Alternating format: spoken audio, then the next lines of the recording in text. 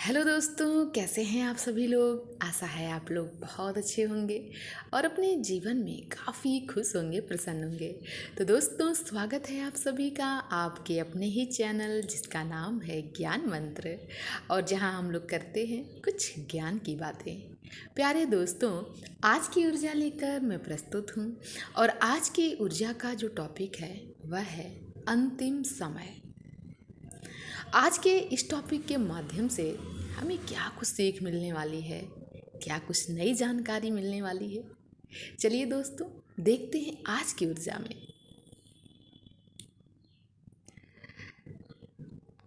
जीवन के अंतिम समय में अक्सर व्यक्ति द्वारा किए गए अच्छे बुरे कर्मों की याद उसे आने लगती है। भगवान श्री कृष्ण ने गीता में कहा है कि अंतिम समय में मनुष्य जो भी सोचता है वही उसे अगले जन्म में प्राप्त होता है। इसलिए मनुष्य को चाहिए कि वह विवेक द्वारा अपने परलोक को सुधारे। यह अवसर केवल मानव योनि में ही प्राप्त होता है, क्योंकि अन्य जीव को विवेक प्राप्त नहीं होता है। रामचरितमानस में वर्णन है कि आखिरी समय में दशरथ जी को वह दृश्य याद आने लगा जिसमें उन्होंने श्रवण कुमार की अनजाने में हत्या कर दी थी, जिसके परिणाम स्वरूप श्रवण कुमार के पिता ने उन्हें श्राप दिया था कि जिस प्रकार पुत्र शोक में उनकी मृत्यु हो रही है, इसी प्रकार तुम्हारी मृत्यु भी पुत्र के वियोग में होगी। भीष्म पितामह भी मृत्यु से पहले पूरे 6 महीने तीरों की सैया पर पड़े रहे थे,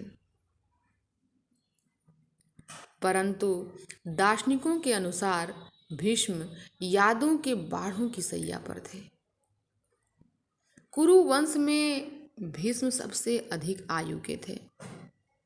इस स्थिति में उनसे आशा थी कि वह परिवार में होने वाले अनैतिक कार्यों के विरुद्ध आवाज उठाएंगे, परंतु उनके सामने भरी सभा में उनकी कुलवधू का चीरहरण होता रहा और वह चुपचाप देखते रहे, जिसका अपराध बोध उनके मन में बैठ गया।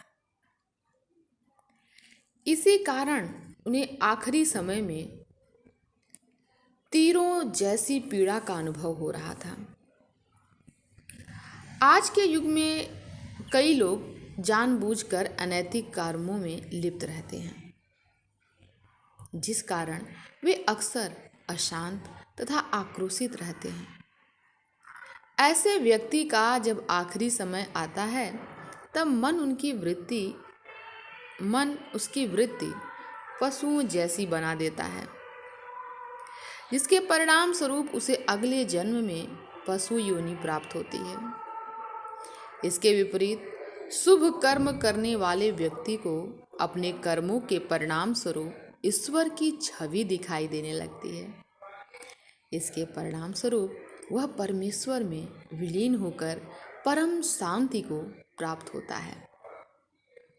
तो बहुत ही सुंदर ऊर्जा कर्नल शिवदान सिंह जी के द्वारा आज की यह ऊर्जा वास्तव में बहुत ही सुंदर और ज्ञानवर्धक, बहुत ही अच्छा संदेश देने वाली।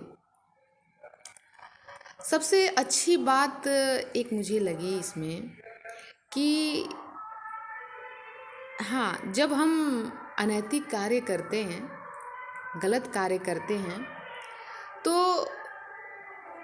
और गलत माध्यम से जब हम कोई भी वस्तु अर्जित करते हैं, पैसा अर्जित करते हैं, कुछ भी, तो अगर हम देखें तो कभी ये लगता है कि ये कितना बड़ा लाभ हो रहा है हमारा, हम इस तरीके से भी पैसे को अर्जित कर ले रहे हैं, हमारे पास धन हो रहा है, हम अमीर बन रहे हैं। ये सारी चीज़ें हमें बाह्य रूप में तो दिखती हैं, पर यदि गहराई से सोचा जाए तो यदि हम इसका अध्ययन करें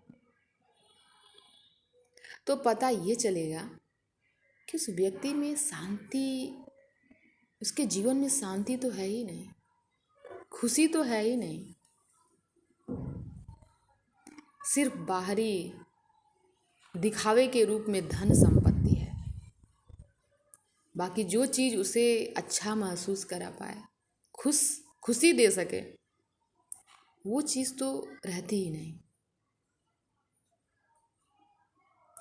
और यदि देखा जाए तो सबसे महत्वपूर्ण है कि व्यक्ति का खुश होना, उसके मन का शांत होना, ये सबसे महत्वपूर्ण है।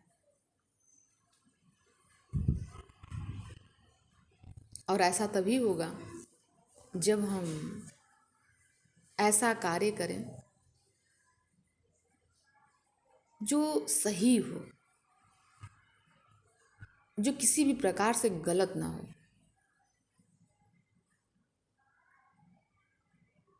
तो कहीं न कहीं हमारे मन में शांति रहेगी और उस कर्म का फल हमें सदैव अच्छा मिलेगा। तो दोस्तों, आज की ये ऊर्जा बहुत ही अच्छी, बहुत ही सुंदर ज्ञान देने वाली रही। तो आशा है आप सभी को भी आज की ये ऊर्जा बहुत अच्छी लगी होगी। आज की ऊर्जा को हम यहीं समाप्त करते हैं। मिलते हैं एक नई ऊर्जा में, एक नए वीडियो के साथ।